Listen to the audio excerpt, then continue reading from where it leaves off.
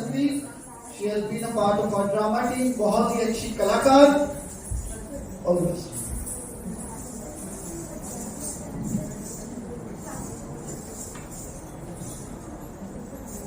मला एक गोष्ट सांगा की मी लक्ष्मी आहे की मनोरंजनाचं साधन?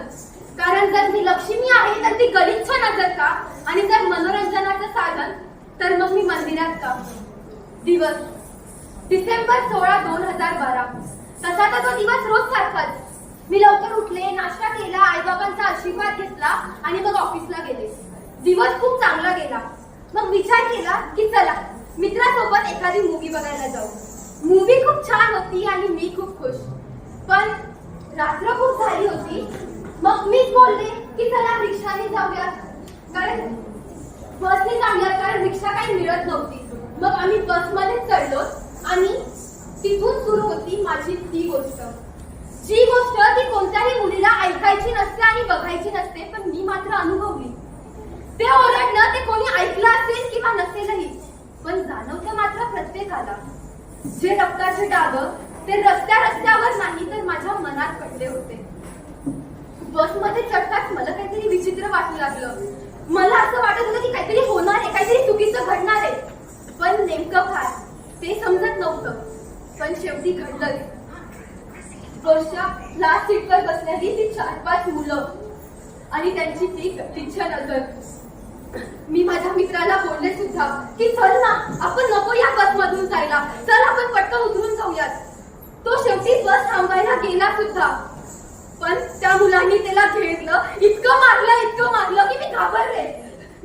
मला समजत नव्हतं मी काय करू, कुठे जाऊ, ओरडू रडू की चालत्या बसमधून उडी मारू, की जे होतंय ते शांतपणे बघत राहू, काही समजत नव्हतं। शेवटी ती पावलं माझ्या जवळ येत गेली।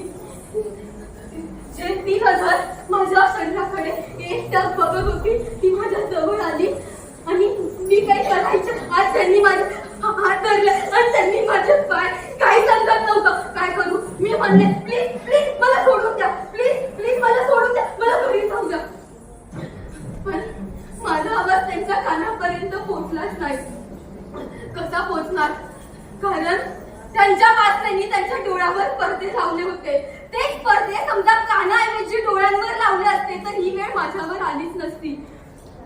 मी खूप ओरडले, म्हणले प्लीज मला जाऊ द्या, पण माझं ओरडणं त्यांच्या कानापर्यंत गेलंच नाही, कारण ती राक्षस होती, माणसं नव्हतीच ना।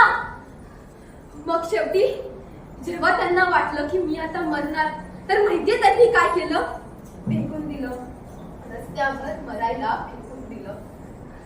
आमच्यात ना भावांना वीर म्हणतात, ते भाऊ जे बहिणीची रक्षा करतात आणि बहीण त्यांना राखी बांधते। मग कुठे होते ते भाऊ जेव्हा त्यांची बहीण ओरडू लागली की प्लीज प्लीज कोणीतरी मदत कराल का? अहो कसे होते ते भाऊ जे त्यांची व्हिडिओ तर काढू शकले, पण हॉस्पिटलला नाही घेऊन जाऊ शकले। मला पण जगायचं होतं, माझे पण खूप स्वप्न होते, मला पण हे जग पाहायचं होतं, पण शेवटी काय जावंच लागलं। ज्या हातांनी मला चालायला शिकवलं त्याच हातांनी माझी आरती उचलली। लाल साडून सजायचं होतं, पण पांढरी चादर ओढायला लागली।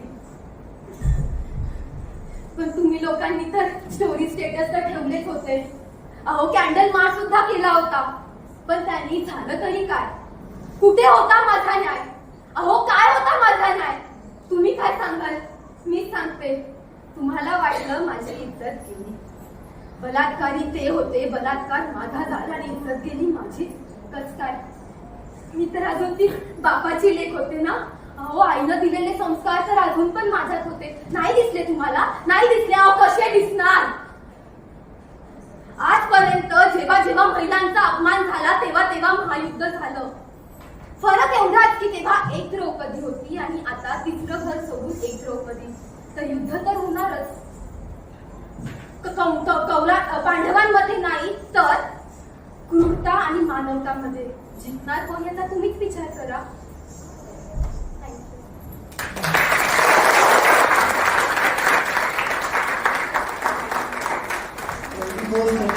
ये सारे इश्यूज कितने रेलेवेंट है, इतनी मर्मस्पर्शी बात को इतनी सहजता से रखने के लिए नकवी बहुत बहुत धन्यवाद और एक बार फिर से उनके लिए जोरदार तालियां।